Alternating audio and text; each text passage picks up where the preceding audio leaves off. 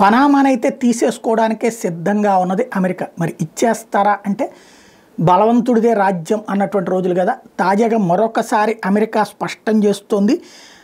Chairman of the federal maritime commission just confirmed all of president Trump's allegations against Panama for violating the canal treaty. He explains why it's vital for the United States to intervene before it's too late అంటూ వాస్తవంగా దీని మీద ఏర్పాటు చేసినటువంటి తీర ప్రాంత పరిరక్షణ విభాగం వాళ్ళు పనామా వ్యవహారంలో ఆ దేశం చేస్తున్నంత తప్పే అదనంగా వసూలు చేస్తుంది అమెరికన్ నౌకల దగ్గర. అమెరికా వాళ్ళ దగ్గర అందరికంటే తక్కువ తీసుకోవాలంటే మిగతా వాళ్ళ దగ్గర 100 రూపాయలు తీసుకుంటే అమెరికా వాడి దగ్గర 50 రూపాయలు తీసుకోవాలి. ఎందుకయ్యా అంటే ఇచ్చింది పనామా కెనాల్ అమెరికా గిఫ్ట్గా ఇచ్చింది కాబట్టి అట్లాంటి చోట్ల వసూలు చేస్తున్నారు కాబట్టి అది వెనక్కి తీసుకోవడంలో తప్పేం లేదు.